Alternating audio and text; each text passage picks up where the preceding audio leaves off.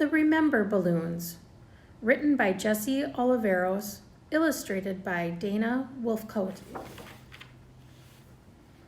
I have lots and lots of balloons, way more than my little brother. This one's my favorite, I tell him, pointing to the balloon filled with my last birthday party. When I look at it, I can see the pony again, and I can still taste the chocolate frosting. Mom and Dad have more balloons than I do. Grandpa has lived so long, he has more balloons than all of us together. And the stories he has inside those balloons, well, they're better than ponies and chocolate frosting. What's in your yellow balloon? I ask him. Grandpa's eyes light up. We'd just come back from picking blackberries along the muddy banks of the creek. Our berry-splattered faces gave Aunt Nell's cow such a fright, she didn't make milk for days. What about that blue one, Grandpa? This is the time I lost my favorite dog, Jack, Grandpa chuckles. I found him chasing butterflies next to the schoolhouse. Only Jack could get me to school on a Saturday. And that one? I pointed to a purple balloon above his head. Grandpa looks up and smiles, his face alive with remembering. That's the day I married your grandma in the little church on Cedar Lane. We danced that night under the stars, and oh, how I loved her. I don't have to ask him about the silver balloon, because I have that one too. That was the day we stood on the dock till the sun went down, feeling tug after tug on our lines. Grandpa and I must have caught 1,000 fish. Grandpa ruffles my hair like he always does. That's one of my favorite balloons.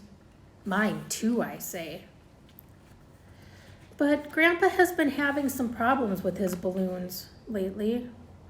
One will get caught in a tree, and he'll tell me the same story over and over again. Let me tell you about the Christmas I went to Aunt Nell's farm, Grandpa says, even though he just finished telling me about it. Other times, a balloon will float right out of his hand, and he won't even know it. It's okay, Grandpa, I yell as I run after it. Every time I almost reach it, but it slips away. Something's wrong with Grandpa, I tell my parents. He can't hold his balloons anymore. Mom looks at me with sad eyes. That happens sometimes when people grow older. Grandpa's balloons start floating away faster and faster, running down streets and up hills. I watch the balloons grow smaller. He finally loses the silver one. I watch it float away until I can't see it anymore.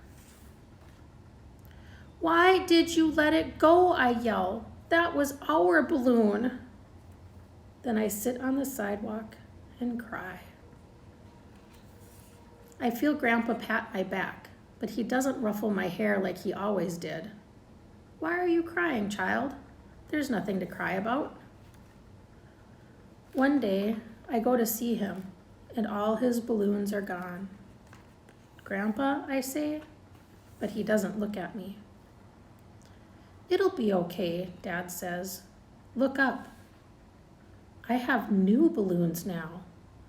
A yellow one filled with blackberries and a cow, a blue one filled with Grandpa and his favorite dog, and a purple one filled with a wedding day. See, Mom says, now they're yours to share.